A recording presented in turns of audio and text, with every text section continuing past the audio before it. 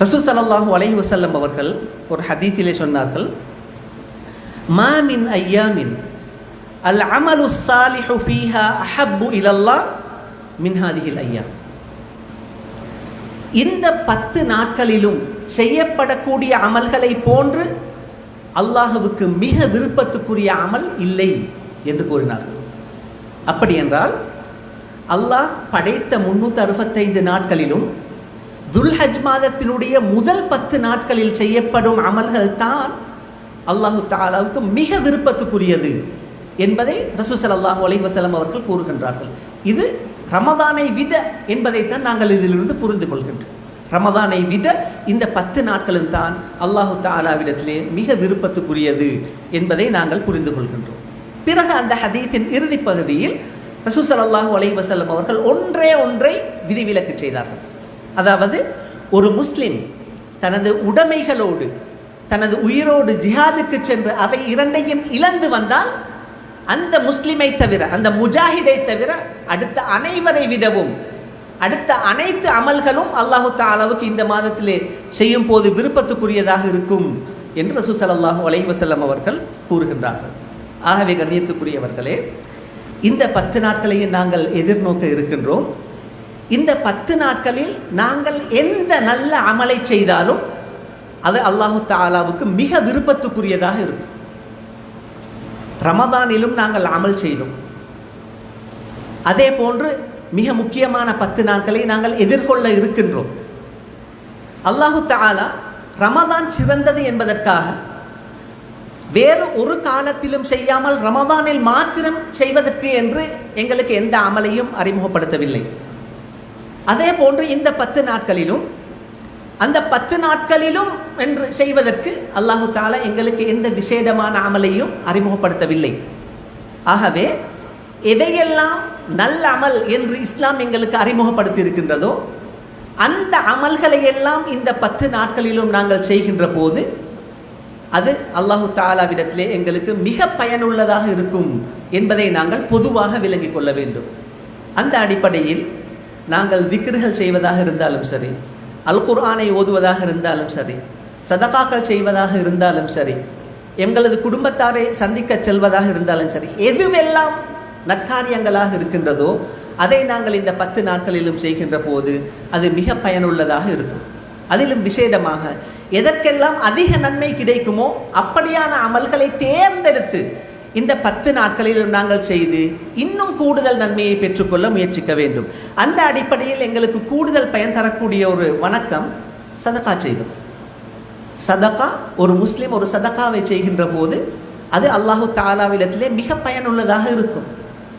ஒருவர் அவரிடத்திலே உள்ள ஏதாவது ஒன்றை விரும்பி இன்னொருவருக்கு கொடுப்பது.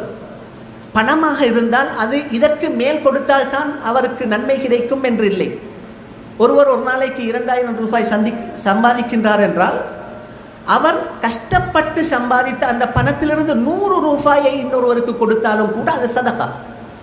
சில நேரம் நான் ஒரு மனிதனுக்கு, ஒரு முஸ்லிமுக்கு 100 ரூபாய் கொடுப்பதன் மூலமாக அவனுக்கு எந்த பயனும் கிடைக்காது என்று நினைத்தால் நீங்கள் அந்த 10 நாட்களில் ஒவ்வொரு நாளும் 100 ரூபாயாக சேகரியுங்கள். 10 நாட்கள் முடிவடைகின்ற போது 1000 ரூபாய் வரும். அதனை நீங்கள் கொடுங்க. அதன் மூலமாக சதகாவினுடைய நன்மையை பெற்றுக்கொள்ளலாம். ஏன் நான் இந்த இடத்திலே சதகாவை குறித்து கூறுகின்றேன் என்றால், அல்லாஹ் எங்களுக்கு அதிகமான வணக்கங்களை அறிமுகப்படுத்தி இருந்தாலும் கூட இந்த சதகா எங்களுக்கு குறுகிய நேரத்தில் நிறைய நன்மையை தரக்கூடிய ஒரு வணக்கமாக இருக்கின்றது. அதனால் தான் அல்லாஹ் அல் குர்ஆனிலே கூறுகின்றான், وَأَنْفِقُوا مِمَّا رَزَقْنَاكُمْ مِنْ قَبْلِ أَنْ يَأْتِيَ أَحَدَكُمُ الْمَوْتُ. உங்களில் ஒருவருக்கு மரணம் வருவதற்கு முன்பு நாங்கள் அவருக்கு கொடுத்தது, நாங்கள் உங்களுக்கு தந்ததிலிருந்து நீங்கள் செலவழியுங்கள், சதகா கொடுங்கள் என்று அல்லாஹ் கூறிவிட்டு சொல்கின்றான். ஃபயகூல ரப்பி, சிலர் அவர்களுடைய கடைசி நேரத்திலே, சக்கராத்துடைய நேரத்திலே ஆசைப்படுவாராம், லவ்லா அஹர்தனி இலா அஜலின் கரீப், எனது ஆயுளை கொஞ்ச நேரம் பிற்படுத்தக்கூடாதா, ஃபஅஸ்ஸத்தக வஅகும் மினஸ் சாலிஹீன், நான் சதகா செய்து நல்லவனாகி விடுவேன் என்று சில மனிதர்கள் ஆசைப்படுவார்களாம். ஆகவே அது வரைக்கும் பொறுத்திருக்காமல் நீங்கள் சதகா செய்யுங்கள் என்று அல்லாஹ் எங்களுக்கு வழிகாட்டல் தருகின்றான். நாங்கள் இதிலே கவனிக்க வேண்டியது இந்த வசனத்தின் கடைசி பகுதி. ஒரு மனிதனுக்கு அமல் செய்வதற்கு நிறைய அமல்கள் இருக்கின்றன. சதகா செய்வதை போன்று குர்ஆன் ஓதலாம், தொழலாம், நிறைய வணக்கங்கள் இருக்கின்றன. அல் குர்ஆனை ஓதலாம். ஆனாலும் அவனுடைய கடைசி நேரத்தில் அவன் ஆசைப்படுவதை பாருங்கள்.